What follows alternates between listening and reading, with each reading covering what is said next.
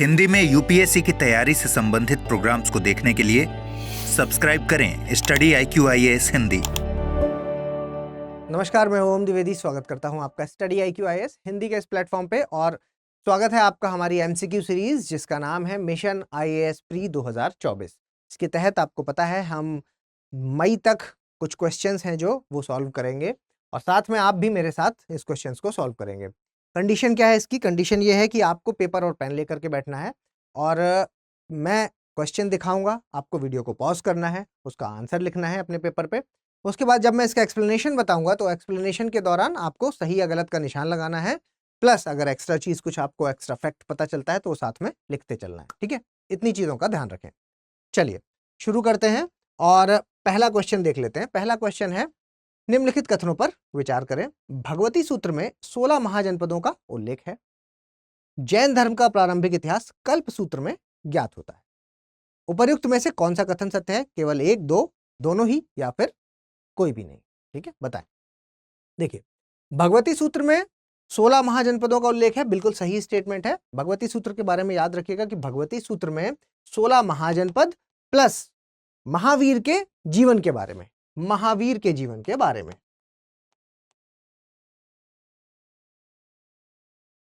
ठीक है, महावीर के जीवन के बारे में उल्लेख किया गया है। ठीक है, सुधर्म स्वामी है जो उन्होंने इसकी रचना की। ठीक, सुधर्म स्वामी। जैन धर्म का प्रारंभिक इतिहास की अगर आप बात करते हैं, जैन धर्म के प्रारंभिक इतिहास की बात करेंगे तो कहां मिलेगा? कल्प सूत्र में मिलेगा। ये भी सही है। और किसने इसकी रचना की है? भद्रबाहु ने। ठीक है, भद्रबाहु ने इसकी रचना की है। ये फैक्ट्स आपको साथ में पता होने चाहिए। तो बताइए, दोनों ही स्टेटमेंट सही है, क्या आंसर हो जाएगा? सी आंसर इसका हो जाएगा। ठीक है, आगे बढ़े। अगला देखें, निम्नलिखित कथनों पर विचार करें। सूफीवाद इस्लाम के भीतर ही एक सुधारवादी आंदोलन के रूप में सऊदी अरब में शुरू हुआ। दूसरा, सूफीवाद के तहत शिया और सुन्नी संप्रदायों के मतभेदों को दूर करने का प्रयास किया गया। उपर्युक्त में से कौन सा कथन सत्य है? केवल एक, केवल दो, दोनों, एक और दो, और ना ही एक ना तो दो। देखिए, अपना आंसर लगा लीजिए, फिर एक्सप्लेनेशन को सुनिए। ठीक है, देखिए, सूफीवाद इस्लाम के भीतर ही एक सुधारवादी आंदोलन के रूप में सऊदी अरब में शुरू हुआ। ये वाला पार्ट गलत हो गया क्योंकि ये ईरान में शुरू हुआ। ठीक है, और आपको पता है कि दो संप्रदाय होते हैं, एक शिया और एक सुन्नी संप्रदाय मुस्लिम के अंदर। ठीक है, तो शिया और सुन्नियों के बीच में आपस में क्या मतभेद चलता है। तो ये जो मतभेद है, सूफिज्म ने क्या किया? सूफिज्म के तहत इस मतभेद को दूर करने का प्रयास किया गया। ये स्टेटमेंट बिल्कुल सही है। ठीक, याद रखिएगा इस बात को। तो पहला गलत है, दूसरा सही, बी आंसर। ठीक है, आगे बढ़े। अगला देखें, उपर्युक्त कथनों में विचार करें। राष्ट्रीय आय का प्रथम वैज्ञानिक आकलन डॉक्टर VKRV राव ने किया। दादाभाई नारोजी को प्रति व्यक्ति आय का अनुमान लगाने वाला प्रथम राष्ट्रवादी नेता माना जाता है। ठीक है, दादाभाई नौरोजी हैं जो, उनको प्रथम राष्ट्रवादी नेता माना जाता है प्रति व्यक्ति आय का अनुमान लगाने के लिए। क्या है फेमस दादाभाई नौरोजी की? कौन सी बुक है जो बड़ी फेमस है? सबसे पहले जो नाम आपने इनका उसके बुक के साथ ही सुना होगा, poverty and un-British rule in India, है ना। चलिए बताइए। तो देखिए, सेकंड स्टेटमेंट बिल्कुल सही है। क्या कह रहे हैं कि दादाभाई नौरोजी को प्रति व्यक्ति आय का आकलन लगाने वाला प्रथम राष्ट्रवादी नेता माना जाता है। बिल्कुल सही बात है। ठीक है, और ये आकलन इन्होंने कब कब प्रस्तुत किया था? तो ये आप देखेंगे तो ये आकलन प्रस्तुत किया गया है 1867-68 में, जिसमें उन्होंने 20 रुपए बताया। क्या? प्रति व्यक्ति आय है जो उस समय 20 रुपए उन्होंने बताई। ठीक है, लेकिन फिर उसके बाद ये कैसा है? ये प्रति व्यक्ति आय को अनुमान लगाया गया। ठीक है, लेकिन जब पहली बार साइंटिफिक मेथड से इसको बताया गया तो साइंटिफिक मेथड से बताने वाले कौन थे? वैज्ञानिक आकलन किसने किया? डॉक्टर VKRV राव ने किया। और इसमें कब किया? तो 1831-32 के आसपास। ठीक है, 31-32 में किया और 68 रुपीज इन्होंने बताया। ठीक है, क्या बताया? 68 नहीं 62 बताया, सॉरी 62 बताया इन्होंने। ठीक है, 62 याद रखिएगा, है ना, 62 रुपीज इन्होंने बताया। तो ये दोनों ही फैक्ट यहां पर सही है। ये फैक्ट आपको पता होना चाहिए कि अगर पूछ लिया जाए भाई साइंटिफिक मेथड से किसने किया, तो VKRV राव ने, और अगर प्रति व्यक्ति आय के बारे में प्रथम पूछ लिया जाए तो दादाभाई नौरोजी। ठीक है, आंसर हो जाएगा इसका सी। आगे बढ़े, उपर्युक्त कथनों पर विचार करें। भारत में राष्ट्रीय प्रेस की स्थापना का श्रेय किसको जाता है? राजा राम मोहन राय को जाता है। और ईस्ट इंडिया कंपनी ने 1684 में कोलकाता में अपना पहला प्रिंटिंग प्रेस स्थापित किया। उपर्युक्त में से कौन सा कथन सत्य है? केवल एक, केवल दो, दोनों एक और दो, और ना ही एक ना तो दो। बताएं, जल्दी बताएं। लीजिए आंसर लगाइए जल्दी से अपना। अब सुनिए, भारत में राष्ट्रीय प्रेस की स्थापना का श्रेय राजा राम मोहन राय को जाता है। बिल्कुल सही स्टेटमेंट है, ठीक है, बिल्कुल सही स्टेटमेंट है। इन्होंने दो अखबार, कौन सा? एक था संवाद कौमुदी, है ना, बड़ा फेमस हुआ। कौन सा? संवाद कौमुदी, ठीक है। किस भाषा का था ये? बंगाली भाषा, ठीक है, ये बंगाली भाषा का अखबार था और ये आपका साप्ताहिक था, ठीक है, साप्ताहिक, ये भी याद रखें, ठीक है। इसके अलावा एक और है मिरातुल अखबार, मिरात उल अखबार, ठीक है। मिरातुल अखबार है जो, ये आपका फारसी भाषा का है। किस भाषा का है? फारसी भाषा का, ठीक है, ये भी आप याद रखिएगा, ठीक है। तो ये कुछ फैक्ट आपको इसके बारे में पता होने चाहिए। और इसके अलावा टाइम भी आप लिख लीजिए। तो ये वाला था 1821 में और ये वाला आया था 1822, ठीक है। तो ये वाला स्टेटमेंट तो देखो सही हो गया। अब ईस्ट इंडिया कंपनी ने 1684 में कलकत्ता में अपना पहला प्रिंटिंग प्रेस स्थापित किया, तो ये स्टेटमेंट गलत है, क्योंकि 1684 में तो किया था, सही है, लेकिन कलकत्ता में नहीं किया था, ये बॉम्बे में किया था उन्होंने। कहां पर किया था? बॉम्बे में, ठीक है, बॉम्बे में उन्होंने किया, ठीक। चलिए आगे बढ़े। तो आंसर क्या हो जाएगा? आंसर इसका ए हो जाएगा, ठीक है, आंसर ए। अब आगे बढ़ने से पहले मैं आपको एक इंपॉर्टेंट इंफॉर्मेशन दे दूं, P2I बैच से संबंधित है। देखिए, अगर आप हमारे P2I बैच में एनरोल करना चाहते हैं तो इसकी शुरुआत ऑलरेडी 10 तारीख से, यानी कल से हो चुकी है। शाम को 6 बजे बैच डेली बेसिस पर चल रहा है। और ध्यान रखिएगा, ये हिंदी में, अंग्रेजी में और बाइलिंगुअल तीनों भाषाओं में मौजूद है। इसके अलावा 18 महीने के लिए अगर आपको ये कोर्स लेना है तो 23,999 में आपको मिल सकता है, सिल्वर वाला पैकेज है जो। और अगर आप 30 महीने के लिए चाहते हैं तो 26,999, और 42 महीने में के लिए चाहते हैं तो 29,999। इसके लिए, ये प्राइस पाने के लिए आपको ओम लाइव कोड का इस्तेमाल करना होगा, ठीक है। तो अगर आप इसमें एडमिशन लेना चाहते हैं तो जल्द से जल्द दीजिए, या आपके पहचान में अगर कोई लेना चाहता है तो उसको बता दें कि 10 तारीख से ये कोर्स शुरू हो चुका है, ठीक है। चलिए शुरू करेंगे आगे। और अगला क्वेश्चन पढ़ने से पहले प्लीज सेशन को लाइक कीजिए और शेयर कीजिए। ज्यादा से ज्यादा लोग इस सेशन को लाइक करें और शेयर करें। अपने जो भी ग्रुप्स में आप ऐड हैं वहां पर इसको शेयर कीजिए, ताकि इसका व्यू काउंट इस लेवल पे आप आ जाए कि हम इसको पूरा मई तक कंटिन्यू कर पाए, ठीक है। मेरी भी कुछ मजबूरियां हैं इस चीज को लेकर के, तो प्लीज इस चीज को आप ध्यान रखें, शेयर करें, ज्यादा से ज्यादा शेयर करें। चलिए, यदि पृथ्वी के घूमने की दिशा उलट दी जाए तो अंतरराष्ट्रीय तिथि रेखा पर दोपहर 12 होने पर IST क्या होना चाहिए? ठीक है, IST क्या होना चाहिए आपको ये बताना है। 4:30 घंटे, 4:30 बजे होने चाहिए, 5:30 बजे होने चाहिए, 6:30 बजे होने चाहिए, या फिर आपका शाम के 6:30 बजे होने चाहिए, है ना, 18:30। बताइए। देखो, ये आपको पता है कि आपकी जो अंतरराष्ट्रीय तिथि रेखा, और या आप ग्रीनविच मीन टाइम से अगर लेते हैं, और हमारी जो IST है, ठीक है, इन दोनों के बीच में कितना डिफरेंस है? ये है आपका 82.5 पे, लॉन्गिट्यूड की अगर हम बात करें, ठीक है। और अगर हम इस जगह का डिफरेंस बताएं तो कितने घंटे का डिफरेंस है इसके बीच में? तो डिफरेंस है 5 घंटे का, सॉरी 5.5 घंटे का, ठीक है, 5.5 घंटे का डिफरेंस। अब आप ऐसे समझिए कि यहां पर कहा जा रहा है कि घूमने की दिशा को उलट दिया जाए। मतलब मैं आपको ये 5.5 घंटे बस इसलिए बता रहा हूं क्योंकि आपको ये पता है कि हम आगे चलते हैं, है ना, हम ईस्ट में है, इंडिया ईस्ट में है ना, इंडिया की बात हो रही है ना, तो इंडिया ईस्ट में है और हम क्या आगे रहते हैं। तो ये हम पहले भी डिस्कस कर चुके हैं कि आगे क्यों रहते हैं, क्योंकि पृथ्वी कैसे घूम रही है? वेस्ट टू ईस्ट घूम रही है, पश्चिम से पूर्व की ओर घूम रही है। तो ये तो क्लियर है, आगे रहते हैं। तो अब एक बात इससे ये भी क्लियर है कि यहां पर ये कह रहे हैं कि इसकी दिशा को उलट दिया जाए, उल्टा कर दिया जाए।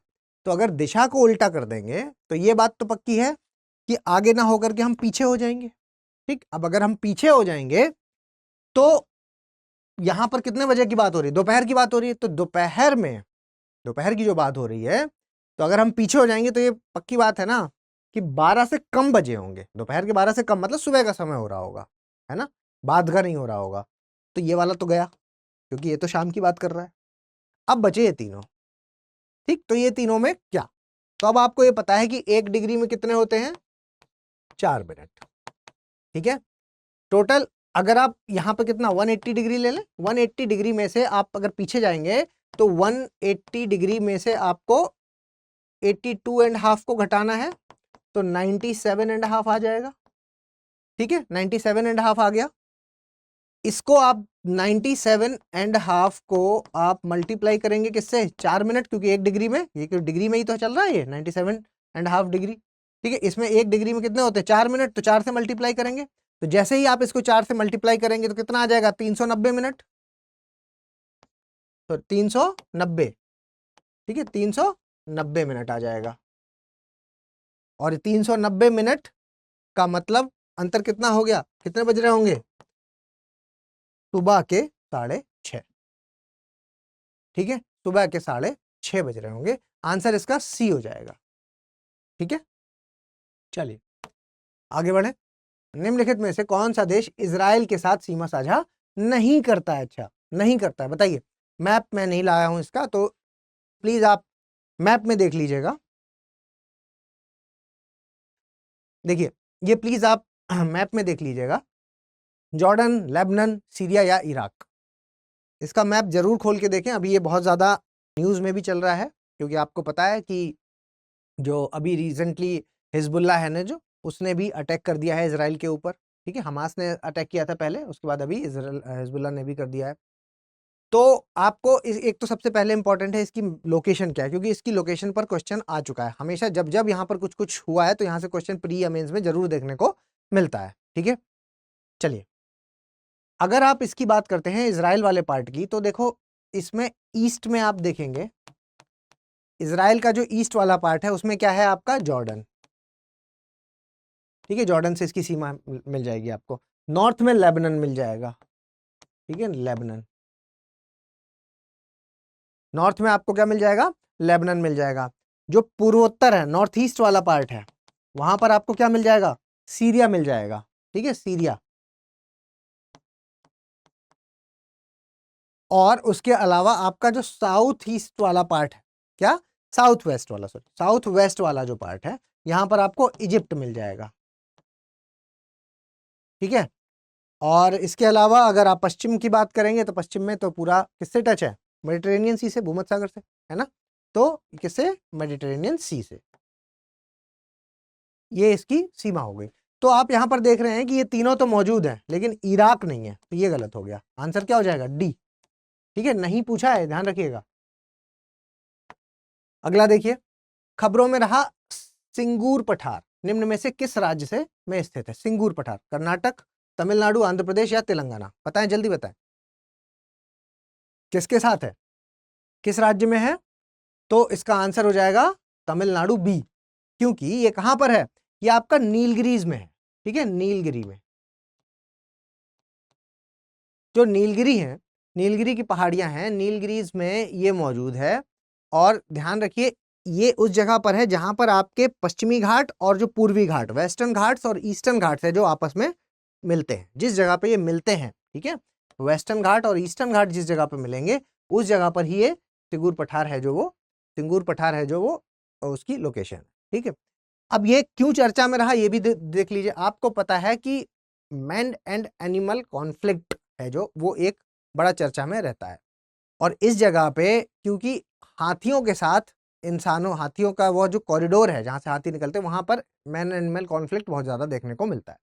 तो उसके लिए तमिलनाडु सरकार ने कुछ पॉलिसी बनाई थी, तो जिसकी वजह से अभी सुप्रीम कोर्ट ने तमिलनाडु सरकार का पक्ष लेते हुए ये बात कही कि तमिलनाडु सरकार की जो पॉलिसी है इसको कंटिन्यू रहना चाहिए, ठीक है। तो मैन एनिमल कॉन्फ्लिक्ट से संबंधित था ये सिंगूर पठार को लेकर के। किससे रिलेटेड है? तमिलनाडु से रिलेटेड है, ठीक है।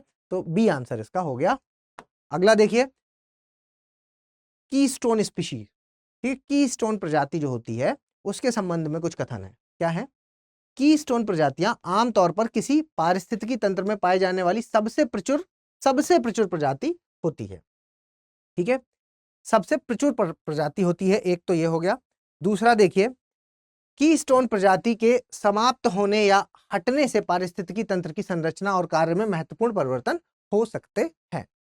तो देखिए, ये सबसे प्रचुर प्रजाति, मैंने पहले भी आपको बताया ना, जब भी कुछ ऐसा टर्म आए ना, एक्सट्रीम के बारे में बात कर रहा हो, जो बिल्कुल अति कर रहा हो जब, ठीक है, कि सबसे ज्यादा सबसे कम, तो थोड़ा सा आपको सचेत होना है। और अगर ये इस तरह का कोई फैक्ट है तब तो देखो वो पता होना चाहिए। और अगर वो ऐसा है कि आप दिमाग लगा सकते हैं, जैसे कि इस क्वेश्चन में आप दिमाग लगा सकते हैं, कीस्टोन स्पीशीज की बात कर रहे हैं, तो ये पारिस्थितिकी तंत्र में पाया जाने वाला सबसे प्रचुर नहीं होता, प्रजाति नहीं होती है, ठीक है, लेकिन ये सबसे ज्यादा इंपॉर्टेंट स्पीशीज है। अगर आप इसको हटाएंगे या इसको बहुत ज्यादा इंक्लूड करेंगे तो ये बात सही है कि इसमें बहुत ज्यादा परिवर्तन जो है वो देखने को मिला, मतलब बहुत परिवर्तन देखने को आप कह सकते हैं कि मिल सकता है। ठीक है, इसके काफी असंगत प्रभाव हो सकते हैं, ये बात यहां पर सही है। तो दूसरा स्टेटमेंट तो सही है, लेकिन पहला वाला है जो वो यहां पर गलत हो जाएगा। ठीक है, अब कीस्टोन स्पीशी होता क्या है? देखिए, मोस्ट इंपॉर्टेंट, कीस्टोन नाम से ही समझ में आ रहा है ना, जो मोस्ट इंपॉर्टेंट स्पीशी है, जो कि कहां पाए जाते हैं, मतलब टॉप पर आपको मिलेंगे। ठीक है, जो भी आपकी फूड साइकिल है उसके टॉप पर आपको मिलेगी ये। जैसे कि आपका ये संख्या में कम होती है, टॉप प्रेडेटर जो है वो संख्या में हमेशा कैसा होगा, कम होगा, है ना, प्रचुर मात्रा में नहीं होगा। यहाँ पर कह रहा है सबसे प्रचुर होगा, तो ये गलत हो गया। ठीक है, संख्या में ये कम होगा, लेकिन इनका लाइफ साइकिल है जो वो बड़ा होता है। ठीक है, वो इंपॉर्टेंट स्पीशी है जो कि बैलेंस करके रख रहा है किसको, पूरे पारिस्थितिकी तंत्र को। ठीक है, तो यहाँ पर दूसरा स्टेटमेंट है जो वो सही है, लेकिन पहला यहाँ पर गलत हो जाएगा। तो आंसर क्या हो जाएगा? आंसर हो जाएगा इसका बी। ठीक है, अगला देखें, निम्नलिखित कथनों पर विचार करें। 1773 के रेगुलेटिंग एक्ट ने बंगाल के गवर्नर जनरल के पद की स्थापना की। ठीक है, 1773 के रेगुलेटिंग एक्ट ने, बहुत सिंपल, मोस्ट सिंपल क्वेश्चन है इस पूरे क्वेश्चंस का, ये जितने भी क्वेश्चंस हैं इन सब में सबसे आसान क्वेश्चन है ये। देखिएगा, 1773 का रेगुलेटिंग एक्ट है, आपको पता है ये बात। ठीक है, और इसने बंगाल के गवर्नर जनरल के पद की स्थापना की थी, बिल्कुल सही बात है। और कौन थे उस वक्त गवर्नर जनरल, ये आपको कमेंट बॉक्स में बताना है। कौन बने थे गवर्नर जनरल, जल्दी से बताइए, है ना, बहुत ही सिंपल है। इस अधिनियम में फोर्ट विलियम के प्रेसिडेंसी में 4 पार्षदों के साथ एक गवर्नर जनरल की नियुक्ति का प्रावधान था, जिसे आप क्या कहते हैं, संयुक्त रूप से काउंसिल में गवर्नर जनरल कहा जाता था। ठीक है, गवर्नर जनरल काउंसिल कहा जाता था। ठीक, गवर्नर जनरल काउंसिल है जो, वो उसमें कितने लोग थे, 4 पार्षद और एक आपके गवर्नर जनरल। ठीक, तो ये दोनों ही स्टेटमेंट यहाँ पर सही है। फोर्ट विलियम्स यानी कि कलकत्ता, ठीक है, उसके बारे में बात हो रही है। जल्दी से बताइए गवर्नर जनरल उस वक्त कौन थे? तो आंसर क्या हो जाएगा? सी आंसर इसका हो जाएगा। ठीक, ये वाला पीछे वाला किसी से गलत तो नहीं हो गया ना? ये गलत नहीं होना चाहिए था। मतलब ऐसे ही क्वेश्चन जब आपको मिल जाए ना, तो ये मान के चलिए कि ये आपके लिए एक बोनस होते हैं। प्री में अगर ऐसे क्वेश्चन होते हैं, देखिए प्री में ऐसा बिल्कुल भी नहीं है, आपको यही है, ढूंढ के करना है, छांट के करना है। ये गलती नहीं करनी है कि उस क्वेश्चन के में जूझते रहना है जिस क्वेश्चन में बहुत ज्यादा डेप्थ में है ना। अब जैसे ये क्वेश्चन लीजिए आप, भारतीय संविधान के किस अनुच्छेद के तहत के तहत प्रस्तावना में धर्मनिरपेक्ष शब्द अप्रत्यक्ष रूप से जुड़ा है? क्योंकि आपको पता है कि प्रत्यक्ष रूप से तो ये कहीं ऐसे लिखा नहीं है, लेकिन कहीं का मतलब है कि आर्टिकल्स में। ठीक है, प्रस्तावना में आपको ये मिलेगा, लेकिन प्रस्तावना में 42nd अमेंडमेंट एक्ट में इसको जोड़ा गया है ना। और ये चर्चा में भी रहा है अभी 42nd अमेंडमेंट एक्ट, क्योंकि जब नई संसद में गए तो जो बुक मिली उसमें शब्द नहीं मिला, जिसकी वजह से कौन, अधीर रंजन चौधरी थे ना वो, जिन्होंने सवाल उठाया।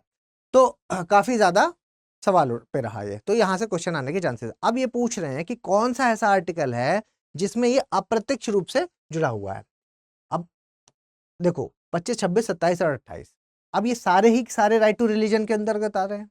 ठीक है, अब क्योंकि राइट टू रिलीजन के अंतर्गत है तो आपको यहाँ पर थोड़ा सा दिमाग लगाना पड़ेगा। तो देखिए यहाँ पर अगर आप आर्टिकल 27 को देखेंगे, तो आर्टिकल 27 है जो, वो किसी विशेष धर्म, है ना, क्या कहता है कि किसी विशेष धर्म के प्रचार के लिए, ठीक है, किसी विशेष धर्म के प्रचार के लिए करों से मुक्ति की बात करता है। ठीक है, किसी विशेष धर्म, अब यहाँ पर क्या है, धर्मनिरपेक्ष का मतलब क्या हुआ, भारत का धर्मनिरपेक्ष का मतलब क्या होता है कि मतलब विदेश वाले और जो भारत का है इसका धर्मनिरपेक्ष में बस यही एक डिफरेंस है कि विदेश में, या आप कह सकते हैं कि अगर आप वेस्ट की बात करें, पश्चिम में, धर्मनिरपेक्ष का मतलब हुआ कि राष्ट्र का कोई भी धर्म नहीं होता और वो किसी भी धर्म को कोई भी मान्यता नहीं देता। हमारे यहाँ पर क्या है कि राष्ट्र का तो कोई धर्म नहीं है लेकिन हम सभी धर्मों को बराबर मान्यता देते हैं। ठीक है, ये एक डिफरेंस आपको देखने को मिलेगा। ठीक है, तो यहाँ पर जो किसी एक विशेष धर्म के लिए आप करो कि जो आर्टिकल 27 की अगर आप बात करते हैं तो किसी विशेष धर्म के प्रचार के लिए, ठीक है, विशेष धर्म के प्रचार के लिए करों के भुगतान से मुक्ति को लेकर के से संबंधित यहाँ पर बताया गया है। ठीक है, तो जो टैक्स है उसमें यहाँ पर रिबेट या मुक्ति है जो उससे यहाँ पर बोला गया है। अगला देख लेते हैं। अच्छा, पिछला वाला किसी का गलत तो नहीं हुआ ना? देखिए, पिछला वाला जो क्वेश्चन था वैसे क्वेश्चन अगर आपको मिलेंगे ही मिलेंगे। ठीक है, आपको सारे क्वेश्चन नहीं करने होते हैं, आपको ढूंढ के वो क्वेश्चन करने होते हैं जो सबसे आसान है। ये बोनस टाइप के क्वेश्चन होते हैं, ऐसे मिल जाते हैं तो ये मान के चलिए कि मतलब यहाँ से आपको फ्री क्वेश्चंस मिल गए। ठीक है, तो वो इस तरह के क्वेश्चन गलती से भी गलत नहीं होने चाहिए क्योंकि आपके कॉम्पिटिटर्स का वो सही हो रहा है, तो वो गलत नहीं होने चाहिए। अब जो कठिन है उसमें दिमाग नहीं लगाना। जैसे ये क्वेश्चन पढ़िए, भारतीय संविधान के किस अनुच्छेद के तहत प्रस्तावना में धर्मनिरपेक्ष शब्द अप्रत्यक्ष रूप से जुड़ा है? अनुच्छेद 25, 26, 27 या 28। ठीक है, अब ये चारों ही जो ऑप्शन है वो राइट टू रिलीजन से संबंधित है। ठीक, तो यहाँ आपको थोड़ा सा दिमाग लगाना पड़ेगा। ये अच्छी बात है कि अप्रत्यक्ष रूप से कह रहा है तो कंफ्यूजन नहीं है, क्वेश्चन समझ में आ रहा है। ठीक है, क्योंकि प्रस्तावना कहां पर है, 42nd अमेंडमेंट एक्ट जो हुआ था आपका, 42वां संविधान संशोधन जो था उसके तहत इसको कहां जोड़ा गया था, आपका प्रस्तावना में इसको ऐड किया गया और ये काफी ज्यादा चर्चा में भी रहा। ठीक है, काफी ज्यादा चर्चा में रहा, जिसमें इसमें अपने अभी रिसेंटली जब नई संसद में एंट्री हुई तो उसमें जो एक बुक दी गई है ना, तो उसमें ये शब्द उन्होंने नहीं मिला, और जब नहीं मिला तो कांग्रेस के जो अधीर रंजन चौधरी हैं इन्होंने सवाल भी उठाया इस पर। ठीक है, तो चर्चा में रहा है। अब ये देखिए 25, 26, 27, 28 सारे हैं तो वैसे तो राइट टू रिलीजन से, लेकिन अगर आप 27 की बात करेंगे तो यहाँ पर क्या मेंशन है, यहाँ पर ये बात करता है कि किसी विशेष धर्म के प्रचार के लिए करों के भुगतान से मुक्ति से संबंधित है। ठीक है, तो करों के भुगतान से किसी विशेष धर्म के लिए, ठीक है, करों में प्रचार पर अगर कोई प्रचार कर रहा है तो उसके करों से मुक्ति के लिए ये संबंधित है। तो इसलिए यहां पर चारों में से कौन सा आंसर हो जाएगा, सी आंसर इसका हो जाएगा। ठीक है, चलिए आगे बढ़े। आप कमेंट बॉक्स में बताइए मुझे 25, 26 और 28 की क्या भाषा है, 25, 26 और 28 के लिए क्या कहता है। अगला देखें, किसी राज्य में पंचायतों और नगर पालिकाओं के लिए मतदाता सूची की तैयारी के अधीक्षण, निर्देशन और नियंत्रण के लिए कौन जिम्मेदार है? मुख्य चुनाव आयुक्त, राज्य चुनाव आयुक्त, भारत का गृह मंत्रालय और पंचायती राज मंत्रालय। देखो, पंचायतों और नगर पालिकाओं के लिए कह रहा है यहाँ पर। ठीक, तो बताइए जो कौन है। ठीक है, मोस्ट इजी क्वेश्चन है, बताइए। आंसर हो जाएगा बी, राज्य के चुनाव आयोग है जो ये इसके लिए जिम्मेदार है।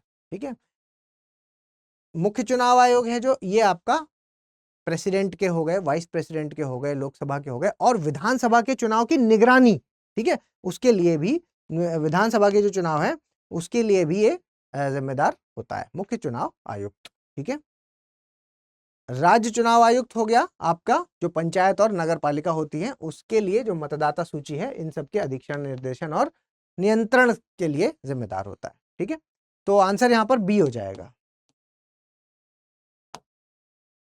अगला देखें, राजकोषीय घाटा, बजट घाटा, राजस्व घाटा और प्राथमिक घाटा। ठीक है, देखिए इसको आपको मैच करना है कौन किसके साथ सही जाएगा, बताइए। देखिए, राजकोषीय घाटा की अगर आप बात करेंगे तो राजकोषीय घाटा क्या होता है, ये कुल व्यय। ठीक है, राजकोषीय घाटा का मतलब कि टोटल जितना भी आपका व्यय है उसमें से आप टोटल जो एक्सपेंडिचर है, प्राप्तियां हैं, उसको आप घटाएंगे, लेकिन उसमें से उधारियों को छोड़कर बात की जा रही है यहां पर। ठीक है, क्योंकि वैसे तो देखो सारे ही आपका जो आय है और जो व्यय है उसके बारे में ही बात कर रहे हैं। ठीक है, लेकिन जो डिफरेंस है वो यही है कि टोटल व्यय, क्योंकि सबसे पहले आपको बजट घाटा देखना चाहिए। तो बजट घाटे की अगर आप बात करेंगे तो बजट घाटे में सिंपल कुल प्राप्तियां और कुल व्यय, ठीक है, टोटल प्राप्तियां और टोटल व्यय माइनस हो जाएगा उसमें से, ठीक है।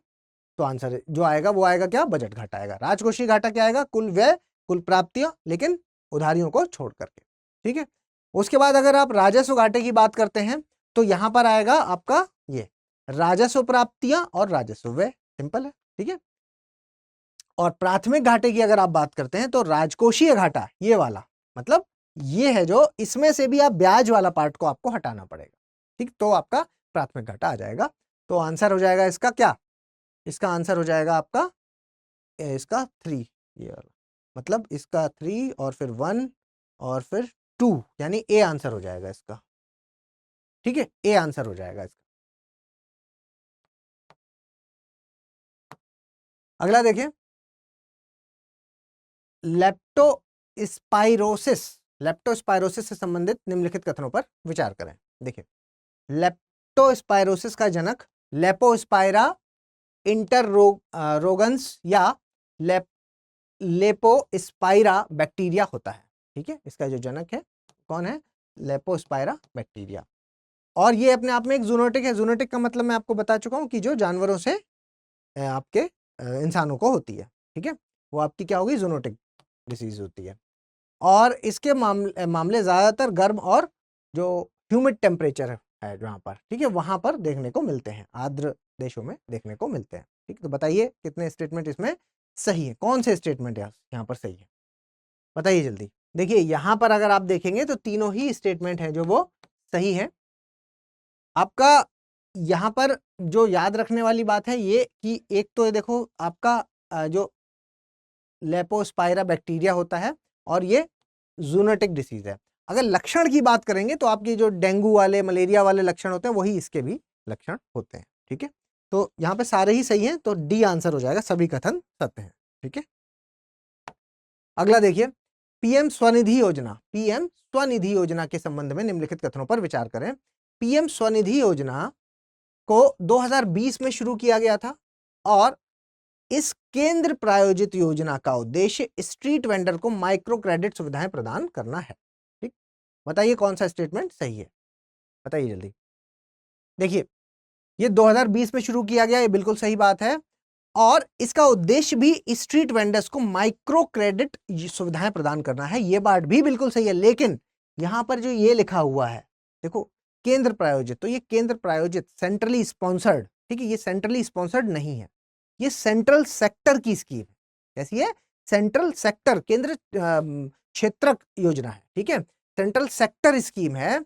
और क्या डिफरेंस होता है इन दोनों में, फाइनेंशियल स्तर पर आप देखेंगे तो डिफरेंस आपको देखने को मिल जाएगा। सेंट्रली स्पॉन्सर्ड, केंद्र प्रायोजित है जो, उसका मतलब क्या होता है कि यहां पर सेंटर और स्टेट दोनों मिल करके जो आपका पैसा है, जो किसका कितना इस स्कीम में देना है, वो दोनों मिल करके इसमें खर्च करते हैं। जैसे कि आपने देखा होगा कि 60-40 का रेशियो होता है, कभी आपने सुना होगा 75 और 20, मतलब 60% सेंट्रल गवर्नमेंट दे रही है, 25 राज्य को, 40% राज्य को लगाना है। 75% जब सेंटर दे रही है तो 25% राज्य को लगाना है। कई बार पहाड़ी राज्यों में आपने देखा होगा कि 90-10 का रेशियो होता है, पूर्वोत्तर राज्य में 90-10 का रेशियो होता है, ठीक। तो इसमें लेकिन जब सेंट्रल सेक्टर स्कीम होती है तो उसके तहत क्या होता है, 100% कौन लगाता है, सेंट्रल गवर्नमेंट, ठीक है, केंद्र।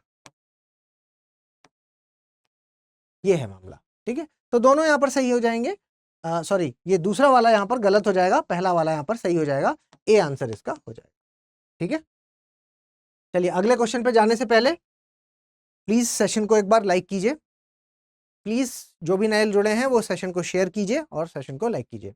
खबरों में रही चर्चित जगह शालबन बौद्ध विहार कहाँ स्थित है, शालबन बौद्ध विहार यंगून में, कुमिला में, या शेचन में, या लहासा में, कहां पर है ये, ठीक है, जगह याद रखिए। तो ये है आपकी बांग्लादेश में, ठीक है, बांग्लादेश में का कुमिला, तो बी आंसर इसका हो जाएगा, ठीक है, बी आंसर इसका हो जाएगा। और इसके बारे में याद रखिएगा, इसका जो रियल नाम है शालबन बौद्ध विहार है, जो इसका जो रियल नाम है वो है आपका भाबा देव, क्या, भाबा देव, भाबा देव मोर विहार, भाबा देव मोर विहार, ठीक है, ये इसका असली नाम है। तो ये चीज याद रखिएगा। और आंसर क्या है इसका? बी आंसर इसका हो जाएगा। ठीक है, चलिए। और ये भी याद रख लीजिए कि कब की है ये, तो ये 7वीं 8वीं शताब्दी का है। ठीक है, 7th और 8th ये विहार है जो 7th और 8th सेंचुरी। ठीक है, 7वीं और 8वीं शताब्दी का। ठीक, तो इतनी चीजें आपको इसमें याद रखनी है। ठीक है, चलिए। इसमें आंसर्स नहीं लिखे हुए हैं, लेकिन आपको मैंने आंसर्स बता दिए हैं, तो वहां से आप जरूर इसको मैच कीजिएगा। और ये आपको कहाँ मिलेगी? ये जो पीडीएफ है ये आपको इस टेलीग्राम पे मिलेगी। इसको प्लीज स्कैन कीजिए और यहाँ से आप डाउनलोड कर लीजिए।